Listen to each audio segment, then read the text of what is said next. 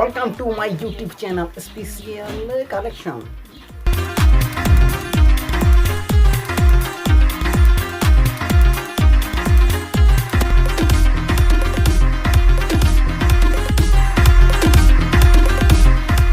গতিকে আজি কথা পাতিবলৈ ওলাইছোঁ এই যে আপোনালোকে টিভি বিলাকত চাই কিছুমান এই আজিকালি কি চাই বেছি ফাইটিং চিনেমা চোৱা যায় আগতে কি চাই ঘৰ পৰিবাৰ চিনেমা আগৰ চিনেমাবোৰ কি হয় একদম শ্ল' মোশ্যনত যায় একদম মোৰ আমনি লাগি যায় এতিয়া কিন্তু ভাল হ'ল চাউথৰ চিনেমা চাওঁ ঝাক্কাছ লাগে কিন্তু সেই চিনেমাবোৰ বনাইনো কেনেকৈ তাকেতো জানিব লাগিব চালেওতো নহ'ব কিন্তু আমি অৱশ্যে কেইজনমানেহে জানো আপুনিও জানে চাগে আহকচোন আলোচনা কৰোঁ কিনো হয়গৈ কেনেকৈনো বনায় আমি থিয়েটাৰ বা চিনেমা হলত চাবলৈ যাওঁ চিনেমাখন পইচা দি পেলাই টিকেট লওঁ তাৰপিছত চিনেমাখন চাওঁ কিন্তু সেই টিকেটৰ পইচাখিনি চিনেমাখনৰ মানে মালিকজনৰ তালৈ কেনেকৈ যায় আহক জানিবলৈ চেষ্টা কৰোঁ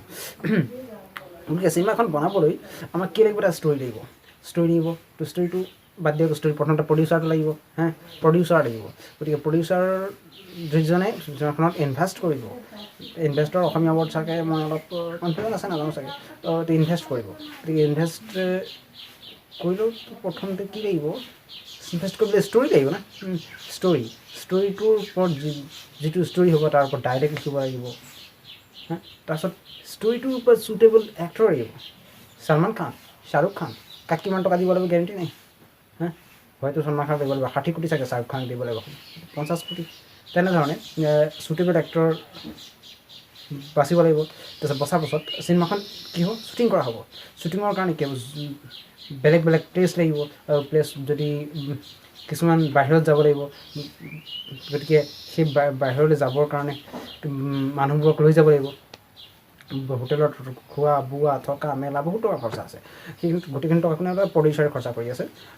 প্ৰডিউচাৰ সেই টকাখিনি খৰচা কৰিলে তাৰপাছত এডিটিং কৰিলে এডিটিঙতো খৰচা হ'ল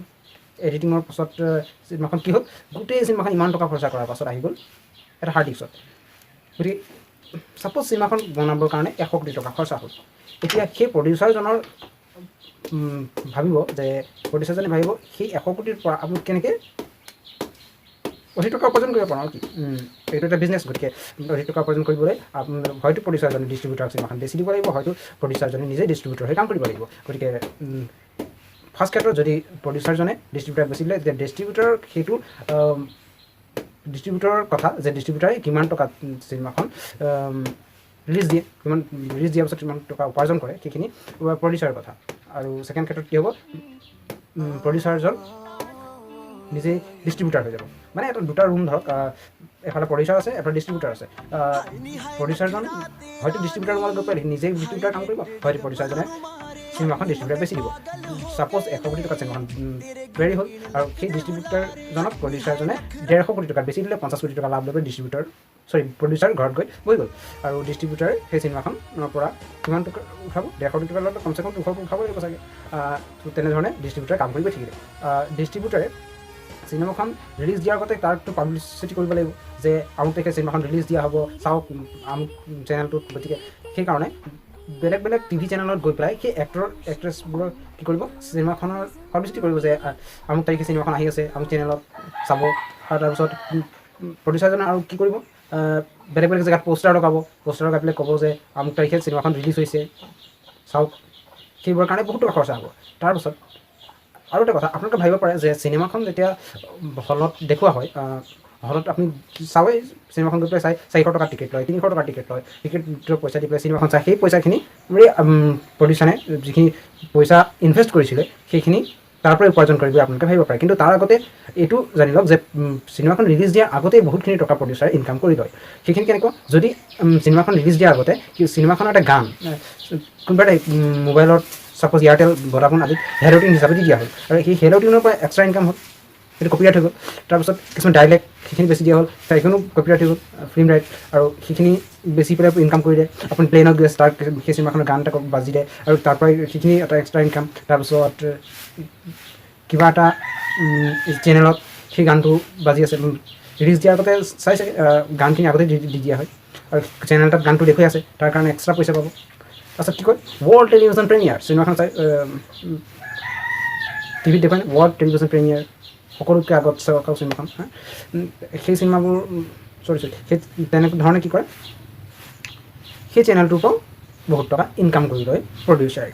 মানে ডিষ্ট্ৰিবিউটৰে আৰু প্ৰডিউচাৰটো থাকি গ'ল বেলেগ ডিষ্ট্ৰিবিউটাৰ বেলেগ থাকি গ'ল আৰু ডিষ্ট্ৰিবিউটাৰে তেনেধৰণে ইনকাম কৰে গতিকে সেইখিনি প্ৰচেছিঙৰ পৰাই ডিষ্ট্ৰিবিউটাৰে বহুতখিনি ইনকাম কৰি লয়। এতিয়া আহি গ'ল চিনেমাখিনিৰ ৰিলিজ দিয়াৰ কথা। ৰিলিজ দিওঁতে কি হয় ডিষ্ট্ৰিবিউটাৰ তলত চাব ডিষ্ট্ৰিবিউটাৰ থাকে বেলেগ বেলেগ ৰিজনত বেলেগ বেলেগ চাব ডিষ্ট্ৰিবিউটাৰ থাকে আৰু ডিষ্ট্ৰিবিউটাৰে একটা মেপিং কৰি থয় যে আমুক চিনেমাখন আহিলে এইখিনি হলত দেখুওৱা হ'ব। তাৰপিছত সেই চিনেমাখন যেতিয়া ডিষ্ট্ৰিবিউটাৰ চাব ডিষ্ট্ৰিবিউটাৰ দি দিয়ে চাব ডিষ্ট্ৰিবিউটাৰে হোটেল যিখিনি থিয়েটাৰ মালিকজনৰ লগত কথা পাতে আৰু মানে এটা এগ্ৰিমেণ্ট কৰে যে এইখন চিনেমা দেখুৱাওক ইমান তাৰপিছত ৰেচিঅ'টো বনাই লয় যে 75% আমি 35% আপুনি ল'ব। সেইটো যদি ছিংগল স্ক্ৰীনৰ চিনেমা হয় তেতিয়া সেইটো ৰেচিঅ' কামত দিয়ে 75:35 তেনেধৰণে হয় 75% ডিষ্ট্ৰিবিউটাৰে ল'লে আৰু 35% থিয়েটাৰে ল'লে। আৰু যদি মাল্টিপ্লেক্স বেলেগ বেলেগ স্ক্ৰীন আছে 2-3খন স্ক্ৰীন আছে হলটোত তেতিয়াহ'লে তাৰ ৰেচিঅ'টো বেলেগ হয়। প্ৰথম দিনা 50:50 হয় তাৰপিছত 60-40 তাৰপিছত 70-30 এনেধৰণে হৈ যায় মানে এই পাৰ্চেণ্ট ৰেচিঅ'টো আপ ডাউন হৈ যায়। বেছিটো কি হয় 60-40 হৈ গ'ল 60 থিয়েটাৰে ল'লে 40 ডিষ্ট্ৰিবিউটাৰক দি দিলে মানে থিয়েটাৰে যিমান দিন চিনেমাখন চলাব পাৰে থিয়েটাৰ কিমান লাভ। এনেধৰণেই চিনেমা ইণ্ডাষ্ট্ৰীয়ে ইনকাম কৰে আৰু বহুত ক'লোঁ চাগে আৰু কি হ'ব পাৰে এনেধৰণে কৰে আৰু ইনকাম। আপুনি চাইনে চিনেমাখন আৰম্ভ হোৱাৰ আগতো নহ'ব চাগে চিনেমাখন আৰম্ভ হওঁতে এৰ'ছ এণ্টাৰটেইনমেণ্ট ফক্সষ্টাৰ এইবোৰ কিবা ওলায় এইবোৰ কি এইবোৰ ডিষ্ট্ৰিবিউটাৰ হয় সিহঁতেই চিনেমাখন ডিষ্ট্ৰিবিউট কৰে। যদি প্ৰডিউচাৰজন নিজেই ডিষ্ট্ৰিবিউটাৰ তেতিয়াহ'লেতো কথাই নাই বহুত ইনকাম হ'ব। যেনেধৰণে বজৰংগী ভাইজান ছলমান খান নিজেই প্ৰডিউচাৰ আৰু নিজেই ডিষ্ট্ৰিবিউটাৰ আৰু সেইকাৰণে কি হ'ল মানে এক্টৰো নালাগিলে এক্টৰৰ পইচাখিনি চিনেমাতে ইনভেষ্ট কৰি দিলে আৰু সেই চিনেমাখন বনাবলৈ 90 কোটি টকা খৰচ হৈছিলে 90 কোটি টকাৰ পৰা 400 কোটিতকৈ অধিক টকা ইণ্ডিয়াতে ধৰক ইনকাম হৈ যায়। চাওক কিমান টকা উপাৰ্জন হয় তাতকৈ বেলেগ বিজনেছ কি লাগে সেইটো বিজনেছৰ সমান বেলেগ বিজনেছ হ'বই নোৱাৰে। তাৰপিছত কি হ'ল এই 400 কোটিতকৈ অধিক টকা ইণ্ডিয়াতে হ'ল কিন্তু ৱৰ্ল্ড ৱাইজ চাবৰ গ'লে 970 কোটি টকা ইনকাম কৰে বজৰংগী ভাইজানে। গতিকে বহুতখিনি বুজি পায়। নমস্কাৰ।